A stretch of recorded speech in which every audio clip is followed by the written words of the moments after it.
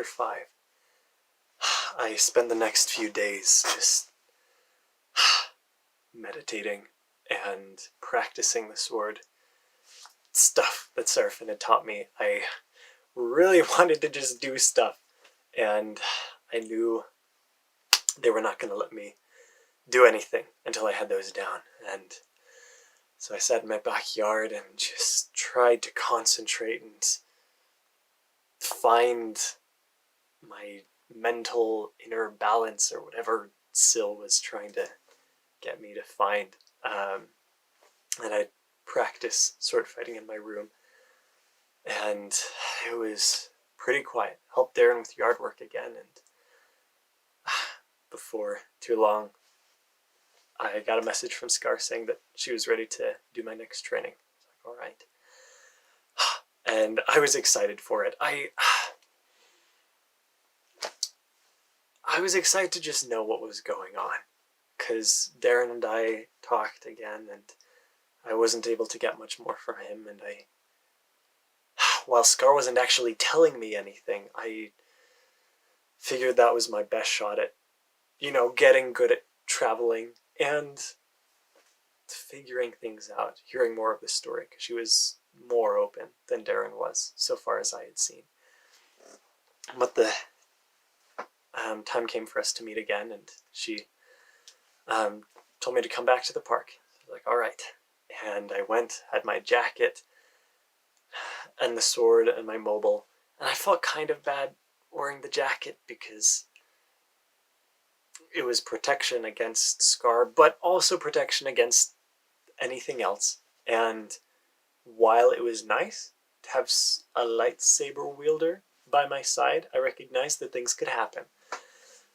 So I went, met her in the clearing, and she met me there and said, all right, we begin your training today. She said, before you ever travel through a portal, you need to look through to see what's on the other side. You never know if it's connected to someplace underwater, or a planet that has no oxygen, or it could be anything. And you need to look inside before you just go anywhere. And that made sense. That was a nice lesson to learn from the get-go. And she said there's one reason especially why you need to know how to do this. You never know when a portal will lead to the world of darkness. I said, oh, that sounds kind of foreboding. What exactly is that? She explained that the world of darkness was the world where the bad guys lived, the Prophithians. And she didn't say much more than that, only that the world of darkness was a world where you could travel to it, you could fall through, but you never came back. And I said, well, if that's the case, how do we know about it? Has anyone come back? And Scar said it works differently for them. I can't explain to you how it works, but you need to avoid the world of darkness. Anytime that you sense nothing on the other side of a portal, do not go. That's the world of darkness. I said, all right, good to know. She said, well, you're going to need to be able to recognize portals in the first place. And you can recognize them by the fact that there's just something more as you focus on them. You can get a sense for the world that's on the other side. And as she was talking about that, I could recognize what she was talking about. I'd felt that, and through the weeks as I'd tried to both center myself, not medically, mentally, and as I tried to, get a better feel for portals, I was starting to become more aware of things. As I focused on the tree that led to Rivendell, I recognized, I could recognize there was something different about it. I'd gone through one more time since with Scar, and I was definitely getting a feel for these things. I could recognize that there was something different about it. And as Scar was talking, I looked around and I could tell that there was something different. And I said, "You have portals on you, don't you?" And she said, "Yeah, very good. I've got a few in my pockets." "Okay, I've got a bunch in my pockets. You're probably sensing those." And she said, "There's one more in the general area. Can you sense it?" And I looked around, and it was a hard thing to do. I couldn't be entirely sure, but I said, "Is there one over in that direction? I don't know exactly what it is, but I kind of get the sense of something there." And Scar said, "Yeah, there's a patch of grass over there that connects to another world." And I thought, that's so strange. Just anything, a patch of grass. I don't know. Yeah. But she said, "Why don't you go over and see and look inside, see what's on the other side?" I said, "All right." So I walked over, and as I came closer, I could recognize it. I couldn't tell like an exact boundary or border, but I could tell that there was something strange about this patch of grass, that there was something more to it. And I wasn't sure exactly what I was doing. I reached out, and as I came closer and kind of concentrated on this portal, I began to make out the particles that made it up, and everything seemed to kind of blur the colors. And I wasn't sure exactly what I was doing. I did what I'd done before to travel, and kind of reached for the other world and pulled it closer, all mentally. And all of the colors swirled around me, converged on me, and exploded outward, and the trees were all gone. I was like, well, oh well, that's one way to find out what's on the other side. And there's a blue sky and bright green hills that looked like they were, like the grass was planted in rows and everything. It was just beautiful place, just smelled of grass. I thought, wow, this is nice. And, well, not dangerous. And I started walking up the hill that I was on to see if I could get a better view, see if there was anything else nearby. And I was about to the top of the hill when Scar came through the other side, screaming, saying, "Gee, what are you doing? You're going to get yourself killed." I said, "I'm fine, aren't I?" And she was like, "Yes, but the principle of the thing is the important thing." And she said, "But you're okay." And she started towards me. And I got to the top of the hill, and there were just hills as far as the eye could see in every direction. It's like, huh, interesting. And this wasn't the highest one. I couldn't see super far, but it was just grass. I thought, huh, nice, peaceful place. And Scar came up and joined me, and she said, "Yeah, I mean, it's not terrible." And she frowned and looked around and looked up at the sky and said, "Oh, no." I said, "What?" And I looked up at the sky, and where the sun should have been, it was a burning skeletal face in the sky. I thought, what in the world? And Scar grabbed my hand and started jerking me back towards the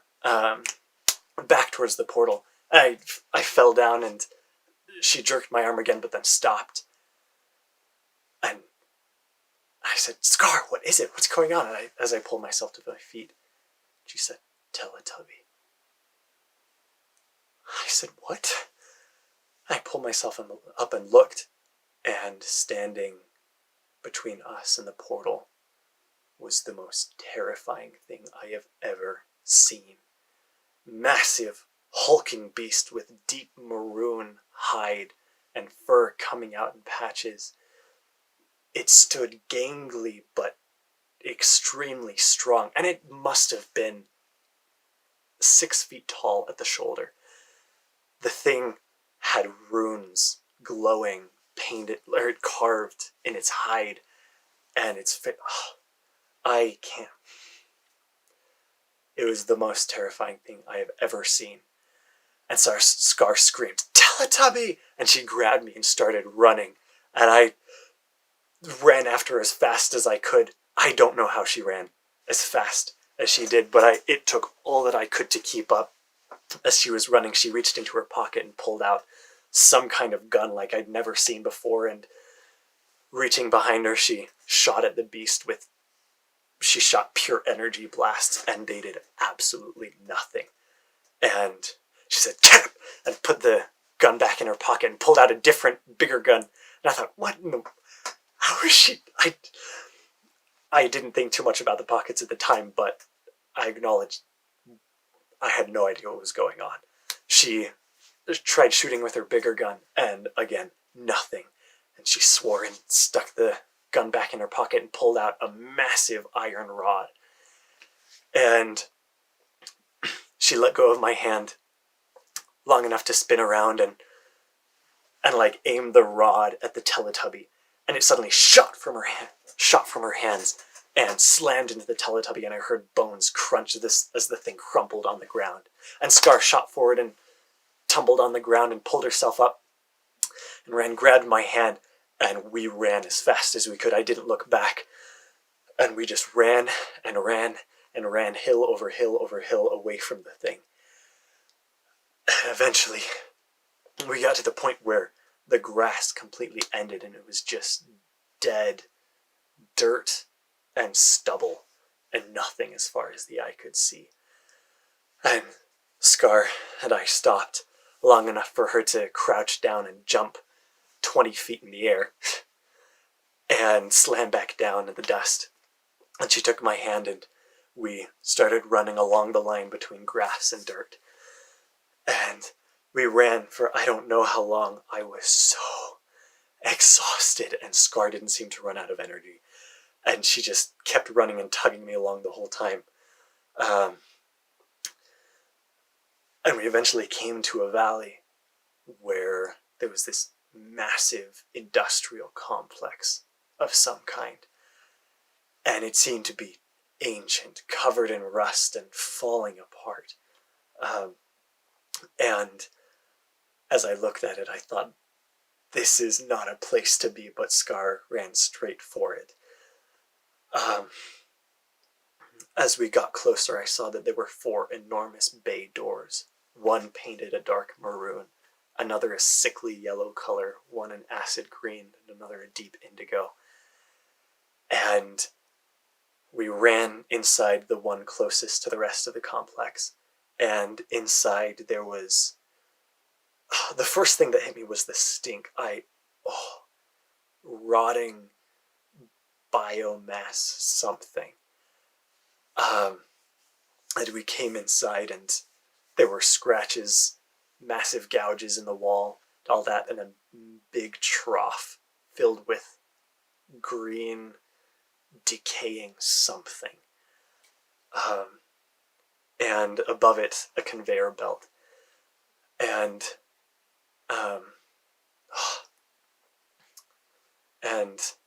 Scar ran us to the back, and I stayed as far from the trough as I could. Scar grabbed the back of my jacket and jumped 10 feet up to the conveyor belt above, and I slipped and fell onto the conveyor belt. It was a rubbery thing and covered in green mush. And again, without a word, she led me into the further into the complex, past the bay doors. And everything on the far side was dark. We got just beyond the next wall, which was a massive wall, extremely thick. And from there, she jumped down from the conveyor belt and hissed at me to get down as well. And I dropped down. I was so terrified. And we slipped underneath the conveyor belt into the corner of this room. And finally, I had a chance to breathe. And I said, "Scar, What is going on? And she said, I'll explain after I get a breath, but just don't move, don't do anything, or the security will catch us. I said, security? And at that moment I heard a mechanical noise from deep within this pitch black room. Something began to move. End of chapter 5.